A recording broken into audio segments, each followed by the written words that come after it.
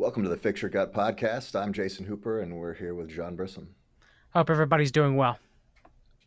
We're going to do the other half of our supplement podcast today, and we're going to start with some mitochondrial supplements. The first one we're going to talk about today is PQQ.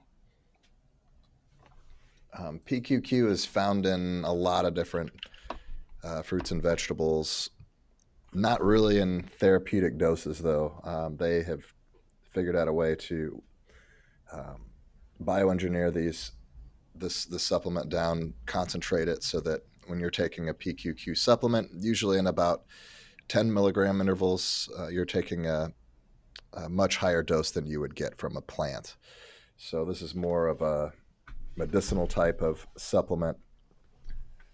The way PQQ works in the body is it signals the body to start producing more mitochondria in the cell. The mitochondria is the powerhouse of the cell. It's what the cell uses to create energy, to create ATP, which is the energy currency for a lot of chemical reactions. So the more mitochondria you have in your cell, the more energy output the cell's going to get. So through this process of NAD to NADH conversion, it signals the cells to make more mitochondria, and that's how PQQ works. So most people should probably start with about 10 milligrams if they're going to try a mitochondrial supplement. Maybe they're looking to get more energy. Maybe they're an athlete. Maybe they're somebody who just feels lethargic and they need just to get up and go. They start with about 10 milligrams and just kind of go up from there. Wouldn't you agree, John? Yes, I would, Jason. I wouldn't start no more than 10 milligrams. Okay, so for right now, we have sort of like an infographic sheet on the website that we're working on that will tell you different supplements that we recommend and certain brands like the baseline and then a better supplement and then the best supplement, that kind of deal. So check it out to see what we recommend. A lot of times when you take PQQ, it's often stacked with another supplement derived around CoQ10. And there are a couple of analogs of CoQ10, like Ubiquinol and Ubiquinone, that seem to go hand in hand with the PQQ. These supplements, um, they kind of fuel the mitochondria, so they will increase your mitochondrial output. So we have two mechanisms going on. With PQQ, we have a greater density of mitochondria to get more cellular energy, and for the ubiquinol or the CoQ10, you're getting more mitochondrial output. Now, I would never recommend someone taking any CoQ10 supplement by itself because what will happen is eventually your cells will stop creating as many mitochondria because they're more efficient now. They're putting out more energy so that the cells aren't going to waste resources to create more mitochondria. So when you stack it with the PQQ, you're getting more mitochondria. You're not getting that hormetic effect where you're getting a reduction in mitochondria. And that way, if you stop taking it, and you shouldn't take these forever, when you stop taking the CoQ10, in whatever form you decide to take it in, you're not going to get a crash.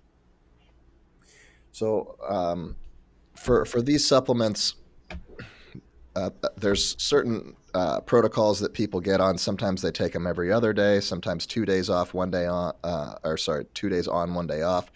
A lot of people take them during the weekdays and then skip them on the weekends when they kind of need to relax. But if you take them every day, especially with the CoQ10, eventually your body will just adapt to it and it won't serve its purpose anymore. So it's good to cycle it on a very short cycle, either 1 day on, 1 day off, 2 days on, 1 day off, or 5 days on, 2 days off, something to that effect. Otherwise, it'll lose its effect, and then you'll go off of it, and you'll just feel tired all the time. Yeah, Jason, you're 100% right about that. Many people have talked about that being an issue with ubiquinol supplementation on its own after a long period of time. that when a person tries to get off of it, they tend to feel weaker. They tend to have more fatigue. Their blood pressure and heart rate may go up as the body's adjusting from having to produce more mitochondria through mitochondrial biogenesis. And so usually if you are doing that, it's always best to take the supplement with PQQ that could kind of help mitigate that a little bit together, or taper off and don't abruptly stop, or cycle as well.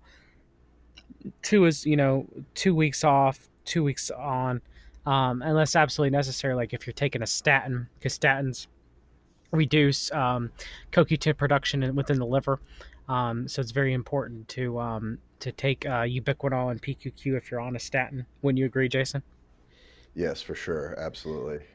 And Um, again, a lot of that is a lot of the mitochondrial density goes down in the brain too, and especially with statins. So a lot of people get on statins, they'll just kind of feel foggier. They won't. They'll say they're not thinking as clearly, and so perhaps using a supplement like that might help to alleviate those side effects from the drug.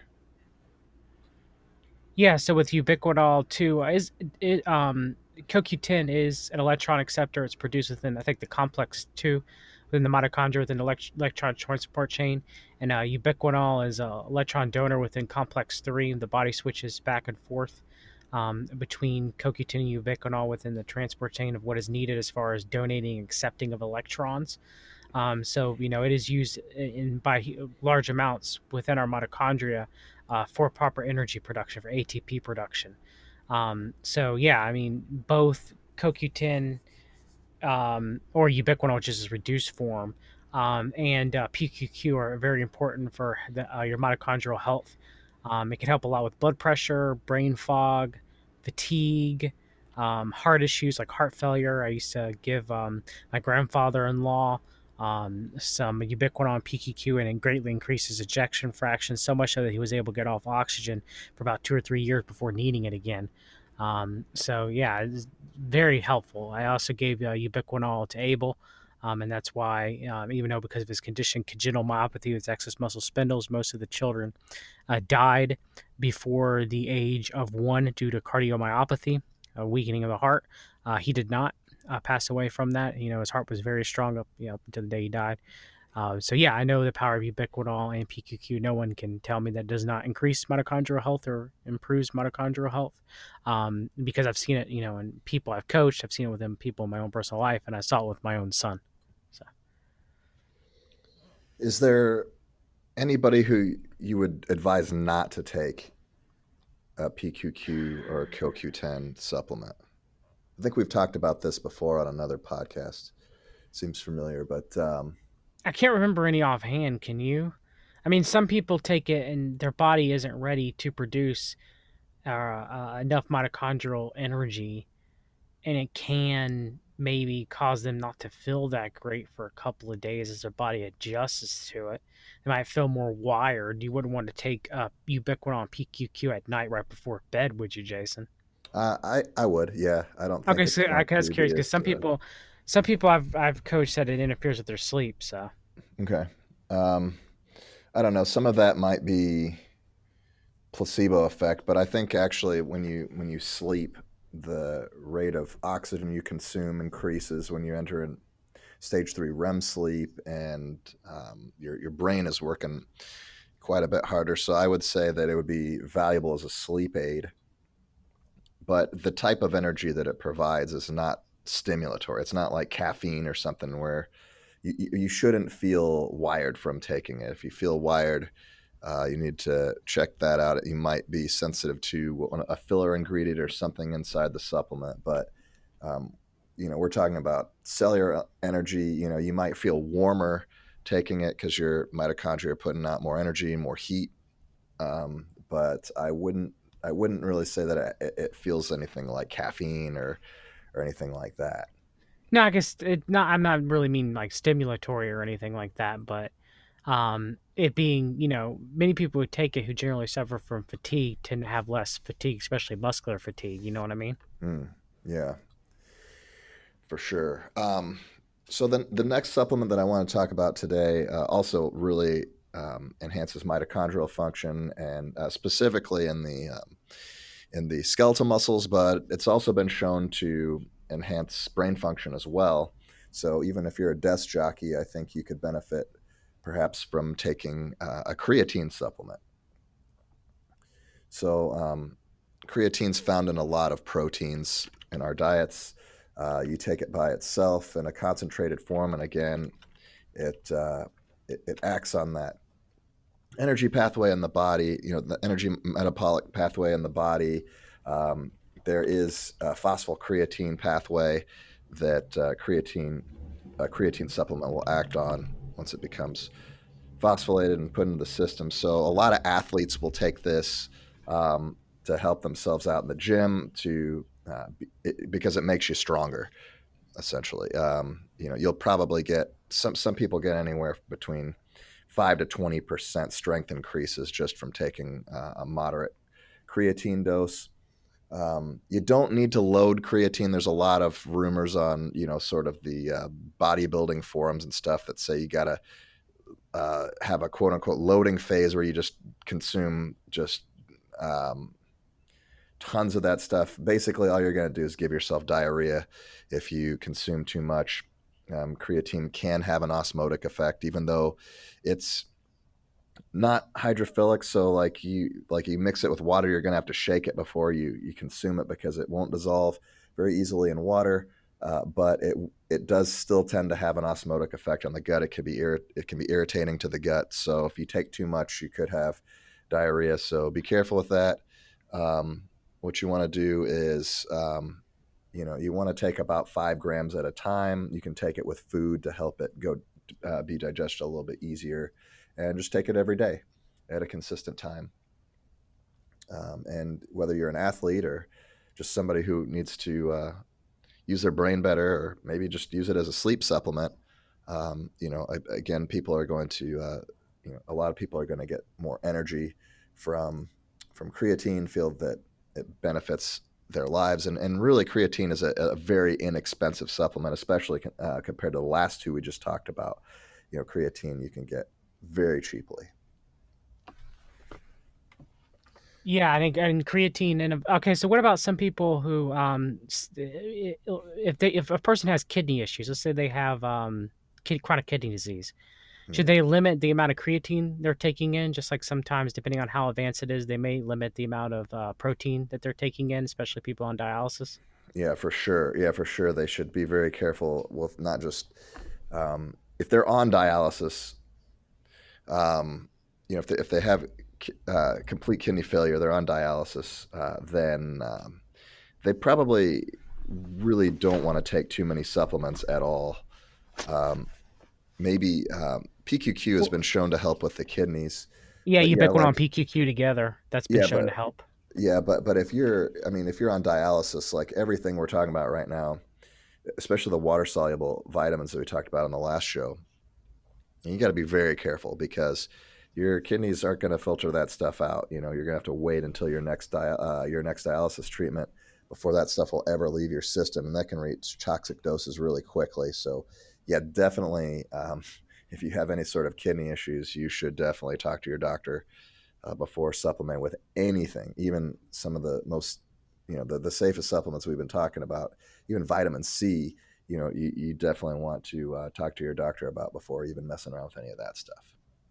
Yeah, and creatine, like you said, it's very important for the mitochondria. The mitochondria can use it as a very potent antioxidant to reduce oxidative stress within the mitochondria of itself. You know, the production of superoxide or hydrogen peroxide or lipid peroxides. So creatine is another supplement that you can add, and especially if you're working out and you want to improve the health of the mitochondria within your muscles. Creatine can very much help with that. That's why a lot of bodybuilders and athletes use it too. But it can also help, like you mentioned, with your brain mitochondria as well. Many people take creatine for brain fog. Supplementation that seems to help very well, reducing oxidative stress within the brain.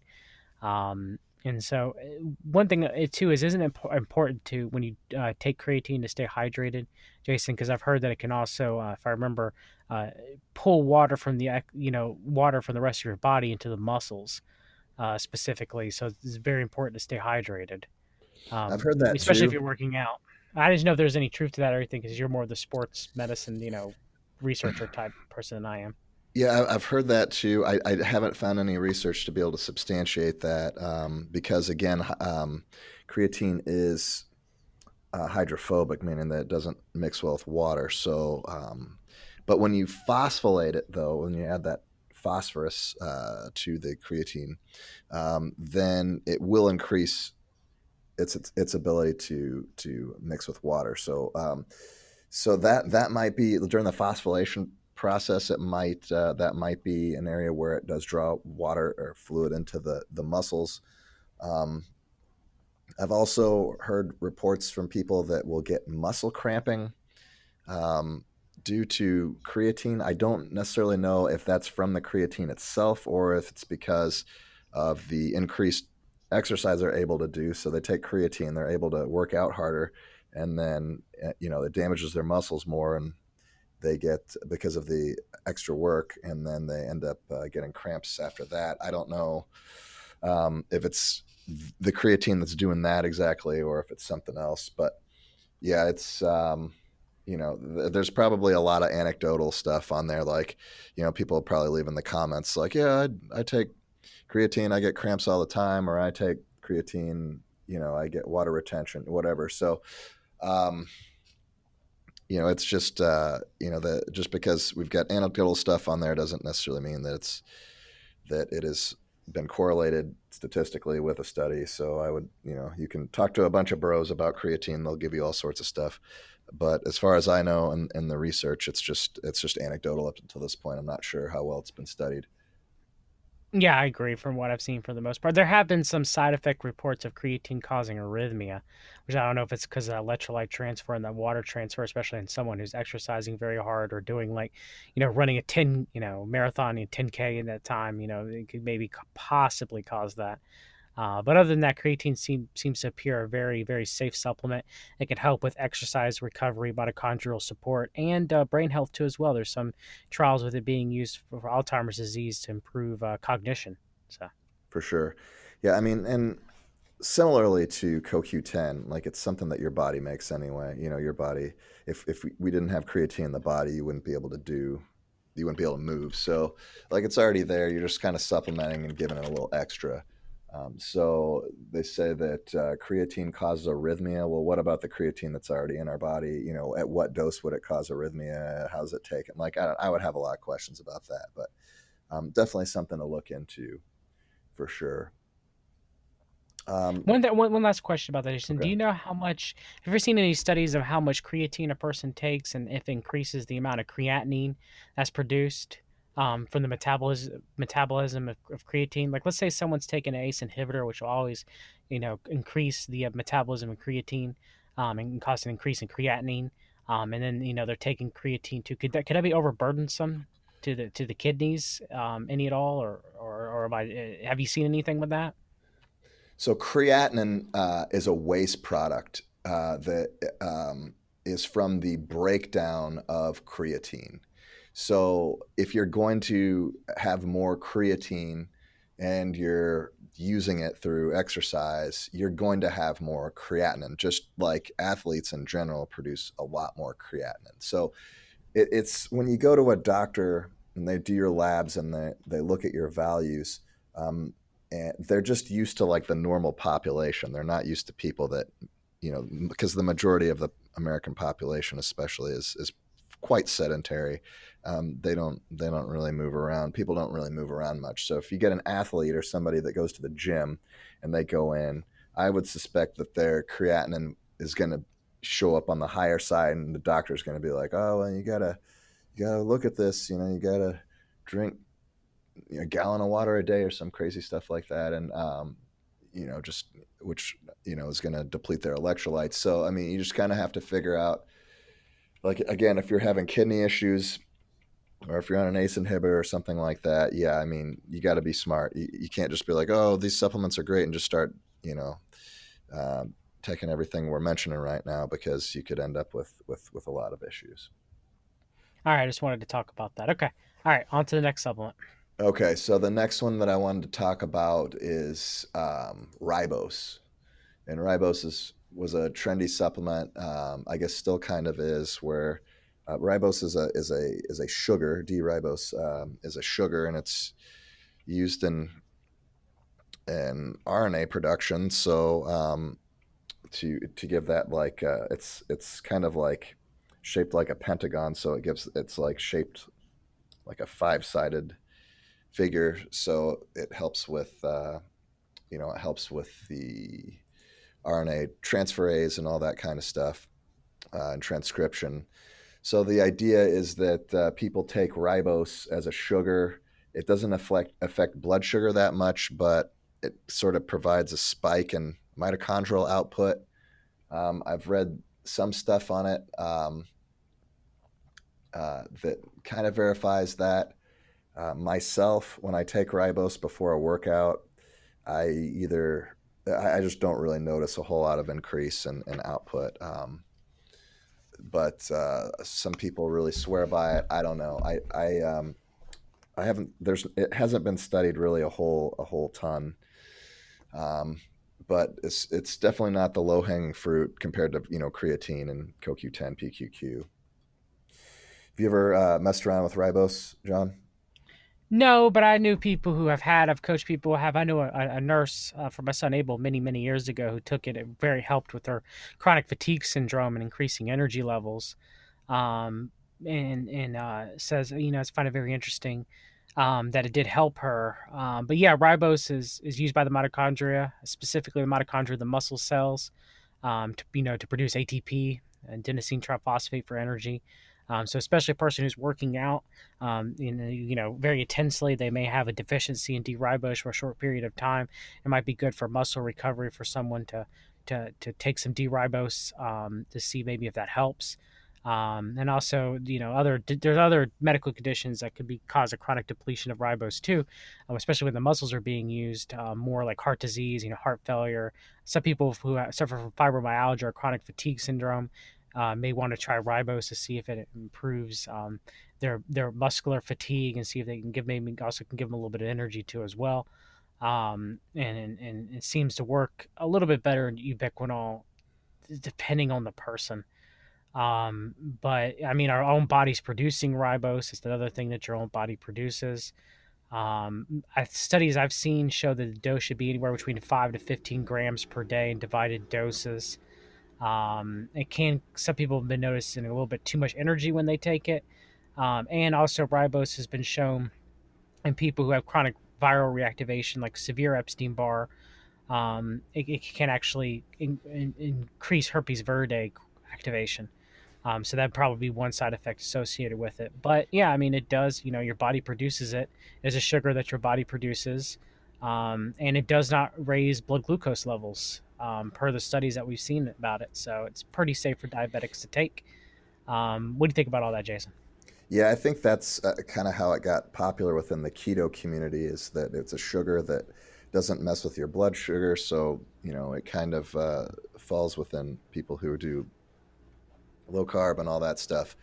Um, I think the way the athletic community got interested in it is because it started to become used as a treatment for people with congestive heart failure.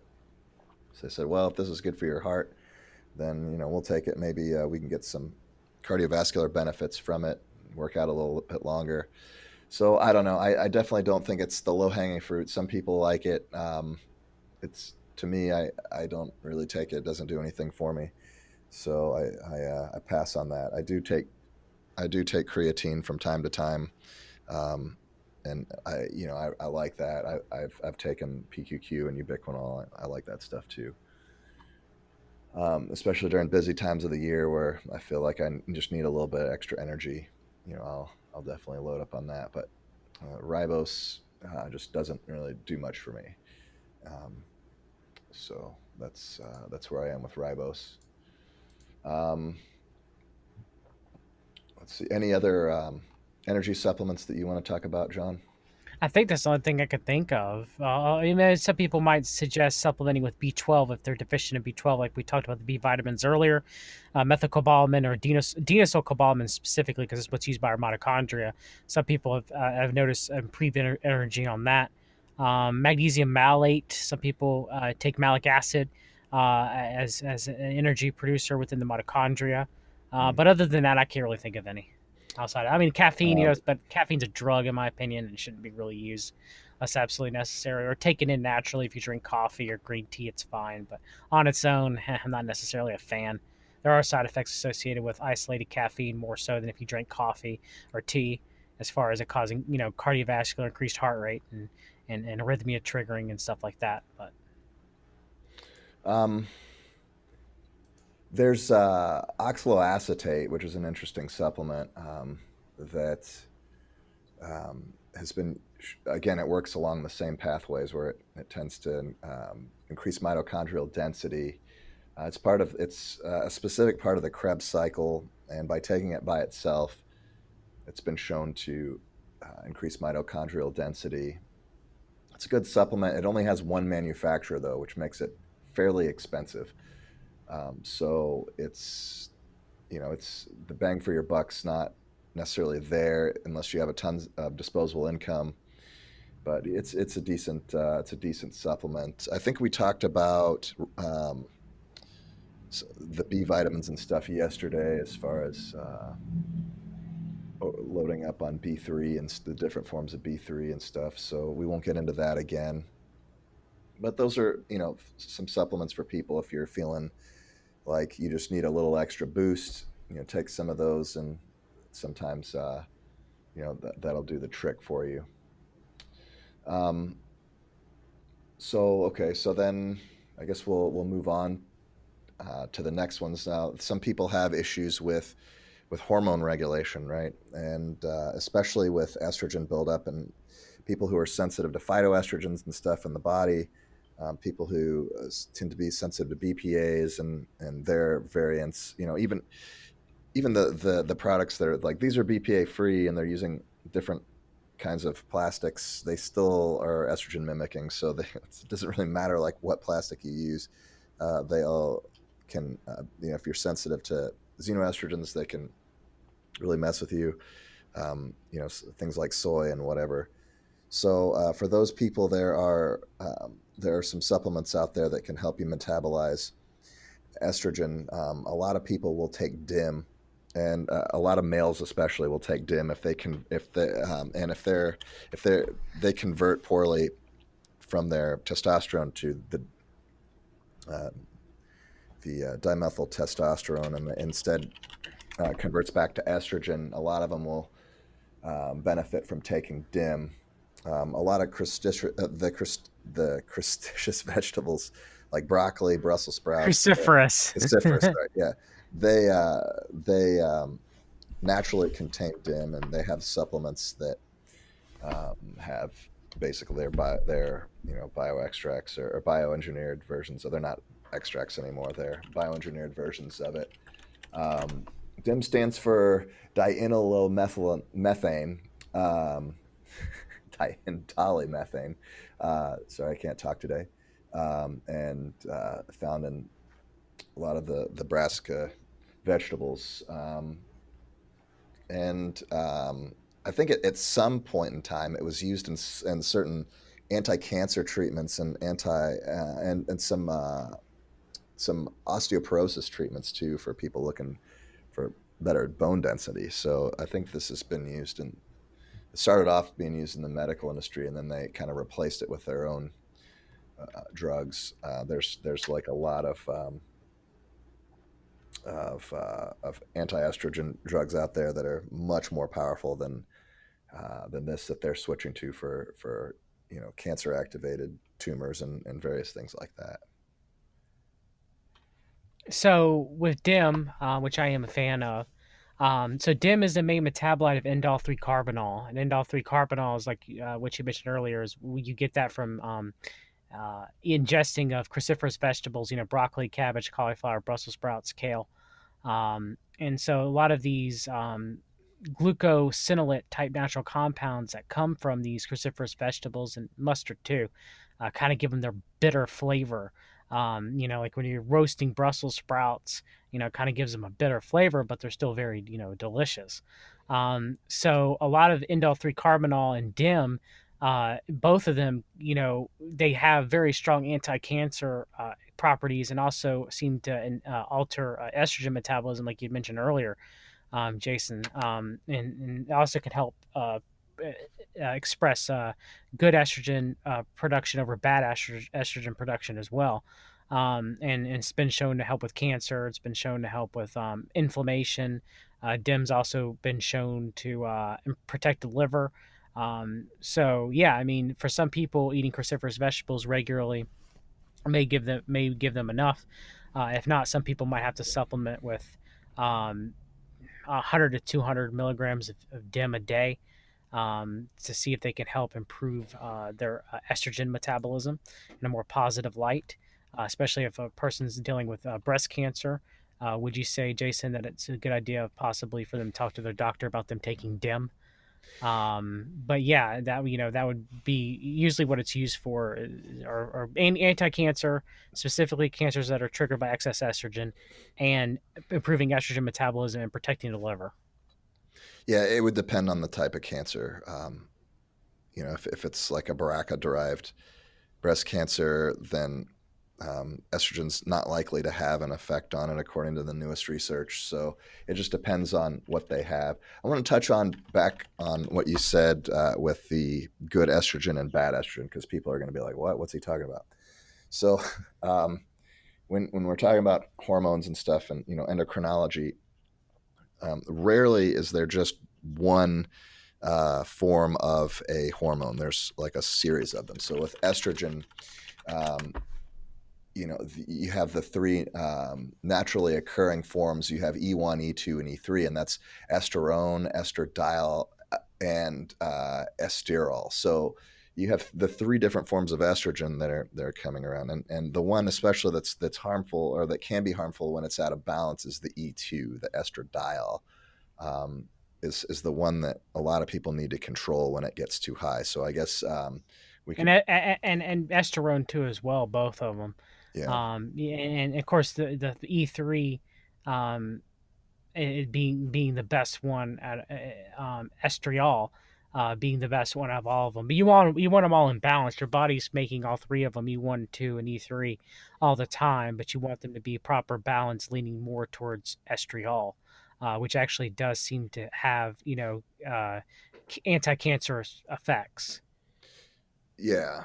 There's also a fourth, just bit of trivia here. There's a E4 also, which is called estratrol, which is only produced in pregnancy. Hopefully, if you're producing that and you're not pregnant, or if you're a dude, that might be an issue. But anyway, so yeah, that's kind of like the breakdown of these estrogens and how they interact with estrogen receptors in the body.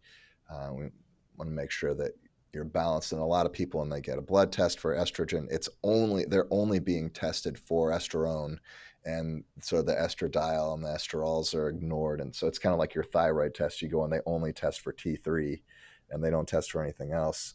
Then it doesn't really give you a complete picture of what's going on. Another anti-estrogen supplement that a lot of athletes will use, on male athletes in particular, is a supplement called Tribulus. And Tribulus, I think it comes from some kind of a root or something like that they've extracted, and it's been shown to increase. Well, it's not that it's marketed sort of as a testosterone supplement, but it doesn't as much increase testosterone as it does prevent the testosterone being converted into estradiol. So it's another one that some people take. If you um, again, like, depending on how your testosterone is converted, if you seem to be convert more towards estrogen, then that's something that you may consider. It may help with your athletic performance. It might just make you less cranky, if you're a guy and you take that. I've never heard of anybody taking that though for anti-cancer stuff. Like, that's not something I've ever heard of for some reason. So it might not have those benefits either. Um, so that's another one. What about calcium D-glucarate? One thing on Tribulus, there is one of the saponins, if I remember, it's like protodiacin. Hmm. It boosts nitrous oxide, which is why some people say that it helps with blood flow down to the penis to help during sex. So many men will use that for sexual enhancement, similar to Viagra in that regard. But I've never really known Tribulus really to do much as far as boosting testosterone, even though a lot of people take it. The studies are mixed, in my opinion, but it does seem to help libido, specifically in men. And there are a few studies with women too, I think, dealing with it as well. But yeah, I mean, Tribulus, it can't help with that. I don't know if there's any strong anti-cancer studies with any other saponins that are in there. I've also shown that it does reduce inflammation. Some of the other active compounds in Tribulus too, can be anti-inflammatory. But I think one of the main effects it does have, Jason, is it does boost nitrous oxide levels. Okay. Now Uh, you asked about calcium D-glucarate. It works very well for detoxification. Glucuric acid does. I mean, it's one of the main reasons why your liver produces it, and it does help reduce. It does help. Well, actually reduce, but does help improve the hormonal cascades in people. And it does help as far as brain fog sometimes if your gut's producing too much endotoxin, which is maybe why kombucha may work well for some people because it has a lot of glucuric acid in it. What do you think about calcium D-glucarate first, Jason? um, it's been shown in studies to decrease the number of estrogen receptors. In fact, like some studies show that it reduces as much as 48%, which is crazy. Um, and then it's also been shown to lower serum estrogen levels as well. So for men that have high estrogen levels, might be good for them. Um, I've kind of I've heard of women taking it as well if they're experiencing issues too. So it's just kind of a thing that can kind of help regulate, not necessarily like lower or raise or anything, um, but yeah, like John's talking about like the with glucarate by itself, D-glucarate by itself helps with phase two detoxification, but that's the same pathway that's used to metabolize estrogen as well. So um, it can do both things along along this the same pathway. It's also a very potent antioxidant. So people are trying to detoxify, by improving phase two liver detoxification. People dealing with a strong endotoxin load from gram-negative bacteria. Um, okay, it can be very beneficial, helping with brain fog and helping with fatigue and inflammation that too many endotoxins can cause. I do recommend it and fix your gut for using it as such. It also has anti-cancer potential too as well. Um, and hopefully there'll be more studies on it. I think specifically in estrogenic type cancers and also lung cancer too. But yeah, it's something that I would definitely look into. It's a relatively safe supplement to take. There's been multiple studies of even it be taking it large doses, not to seem to cause any issues. The liver, I mean, the kidneys just excrete excess glucuric acid into the urine. So do you know any negatives other than just detox symptoms that can happen when taking calcium glucarate? Anything else you can think of? Yeah, for sure. If you, whether you're male or female, if your estrogen levels fall below a certain level, um, you're see because one of the things with estrogen is that it helps you to retain water. So if you get like if your estrogen levels go too low, you might get dried out a little bit. It might affect your joints, especially end up with a lot of joint pain. Might just feel really tired.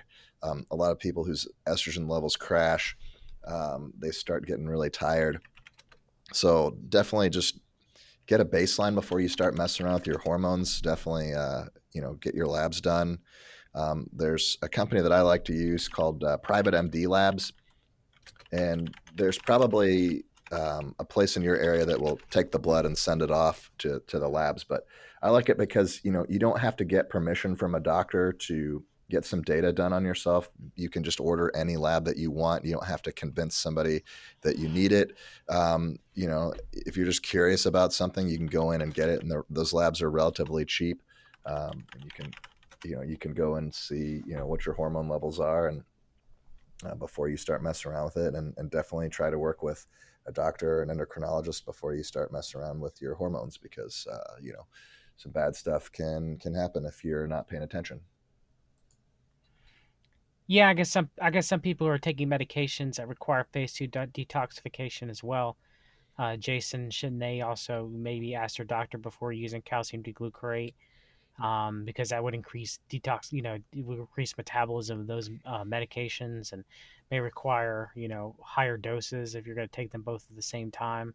Tylenol being one, benzos being another, opioids. So yeah, I mean, you definitely should, and also what about people too? Well, I guess one last thing is, um, if you have low testosterone, there's a possibility has really been studied that calcium glucarate, since it does remove any excess hormones, that it could lower testosterone in some people whose their testosterones are already lower to begin with. It should have the opposite effect, actually. So and that's sort of where these supplement companies who say like this is a testosterone booster and put some of this stuff in, they get away with that, is because if you're a male and you have low testosterone, because it's converting to estrogen, and a lot of that's lifestyle stuff. Some of it's genetics, some of it's lifestyle, environment. But the reason why it's converting, um, and so if they block that conversion, or if they're able to metabolize the estrogen or block the receptors, sometimes their testosterone increases as a result. So, but yeah, I mean, there's a lot of things that we can do that increases our estrogen. I mentioned xenoestrogens earlier. Alcohol has been shown to increase estrogen levels in men. So if you're drinking all the time, you might end up with higher levels. If you're overweight, the more fat that you have on your body, the more estrogen that you're going to produce. If you engage in a lot of sexual activity, then your testosterone is going to convert to estrogen that way too. It's um, not true for women in that regard, though. Obviously, so yeah, that would be what I would say, for you know for guys who take it to increase their testosterone. It's not really necessarily that their testosterone's increasing; it's just that they're kind of like getting rid of excess estrogen. That kind of makes room for more testosterone, and it blocks, sort of like stops that conversion over, if that makes sense. Yes, yes, it does. All right, so um, what about these anti-aging supplements that people spend a lot of money on, like resveratrol and um, oh, what's that other one? The buckyballs that people were taking, to try to, C60. yeah, C60, that people were taking. I think I wrote an article on that a long time ago. Like all these powerful antioxidants that people were taking to try to live longer, to increase their vitality that way. The um, there's been a lot of studies done on antioxidants in general, and transveratol in general, or sorry, resveratrol, transresveratrol, um, in general, for trying to increase longevity. And they started looking at like the telomeres, and they're like, okay, well, this is the reason why people are dying, is because your telomeres are shortening. The telomeres are the ends of your DNA, and every time you replicate the DNA, every time the cell divides and needs another DNA, it has to be transcribed and replicated back. And so um, the thing is, the ends are you're always going to lose a little bit of the ends, because it starts on one side and the other side is going to be cut off. So there's an enzyme that adds like excess gibberish to the ends of your DNA, so that it doesn't start cutting down into genetic material, into some of your introns instead of just the extrons at the end, like the readable parts of your DNA, because most of your DNA is like just a vast ocean of nothingness. They're compared to how many few genes you have, most of your DNA is like useless. So what they started selling were these supplements that like increase the length of your telomeres and all that stuff, claiming you would live longer. And started looking at lobsters, and they're like, oh, they have unlimited telomere production, so lobsters are going to live forever, and yada yada. And so then they started figuring out that like that's complete nonsense, and that the length of your telomeres doesn't really affect your lifespan. And resveratrol especially has just kind of got debunked as an anti-aging supplement. So that wasn't a cheap supplement either. Um, remember that other supplement they were marketing for a long time called like it was like TA65 or something? Do you remember Yeah, that? I remember that. Yeah. And it was like shown to increase the expression of telomerase production, which is the enzyme that like increases the telomeres in the end. And God, that was an expensive supplement. That was like probably at least $100 a month or something like that to take. It was isolated from certain species of astragalus. It was like cycloestrogenol, if I Mm. remember. That's what they marketed it as. Yeah. Yeah, that's it. I just remember it being crazy expensive and completely unproven. And so now, um, not only is it still unproven, but it's been debunked. So if you're still taking that, you might want to save some money and stop taking that. But the resveratrol is also not a cheap supplement, particularly the transresveratrol form, the kind that you would find in red wine or something. And so, not to say it's a completely useless supplement, because like it still has benefits on the cardiovascular system and so forth. But as far as it increasing your lifespan, those claims that they're making are pretty unsubstantiated and been proven to be incorrect, actually. So, it's not that it's not a completely worthless supplement, but it's just, it's not. It's been, it's kind of been debunked as far as being a anti-aging supplement. The anti-aging supplements that are kind of hot right now from the current research are things like people are still experimenting with human growth hormone. People are still experimenting with sorry, I just lost my train of thought. People are still experimenting with human growth hormone with metformin, and they're also using DHEA, which is another hormone. So like they're using the combination of those three drugs to try to increase lifespan. And the current claim, the latest study that I just read out of Harvard states that like it can, if you take all three of those in a certain protocol, it can raise your lifespan by an average of 3 years, 2 to 3 years per person. So not huge results, but you know, it's at least something that's been kind of proven. The issue is that a lot of these supplements, like the C60, they've been done in rats and not in people. And with rats, like they, the increasing a rat's lifespan by giving them boatloads of C60 or resveratrol or whatever, that's they have completely different biology, and their nutritional intake. And you got to also understand that these lab rats are like kept in captivity in cages and whatever. So it's like, oh, we raised their lifespan from 2 years to 3 years. Yeah, well, how long would that rat have lived in the wild, if assuming that it didn't get eaten by something or whatever, and as opposed to being in captivity and stressed out under lights and having its blood drawn all the time, whatever. I mean, those lab rats are not, they're in pretty stressful conditions. So you can't always look at a mouse study or a rat study and be like, yeah, that's definitely going to work in people. Like it still needs to go through phase 2, phase 3 clinical trials, or at least a blind placebo controlled study in people before you can start saying, oh yeah, this also will work in a human.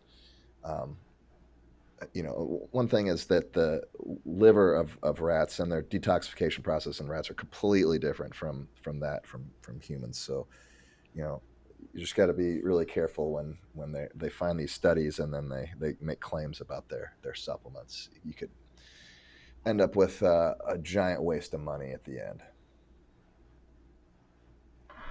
Yes, very much so. I agree.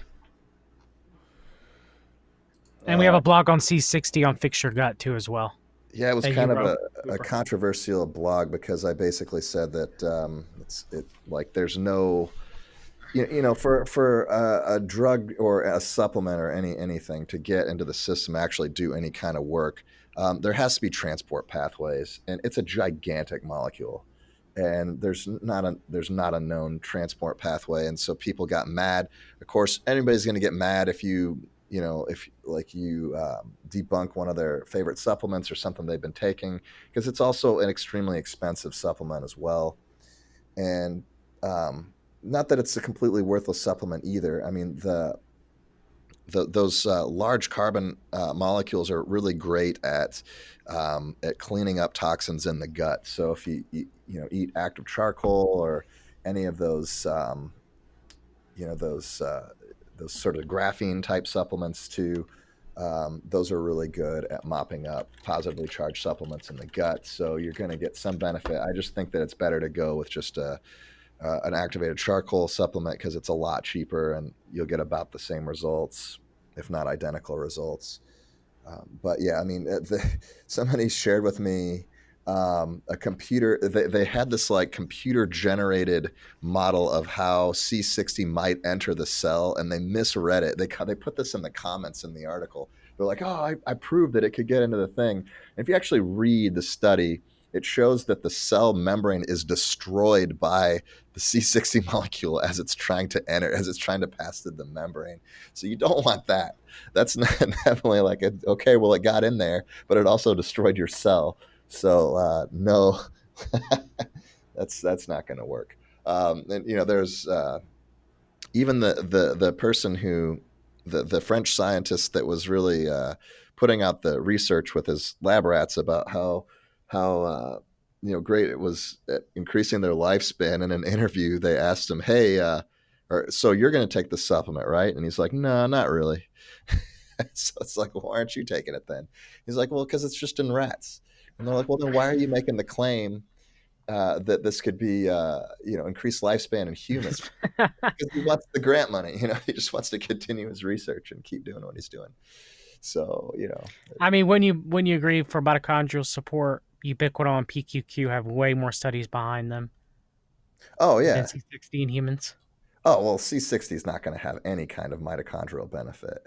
I mean, unless it absorbs some kind of toxin that's like Everybody says it's a mitochondrial health booster, well, Jason. okay, so I mean, they look at sort of the conductivity of electrons and like, well, this behaves quite a bit like PQQ. In fact, it behaves quite a bit better than PQQ.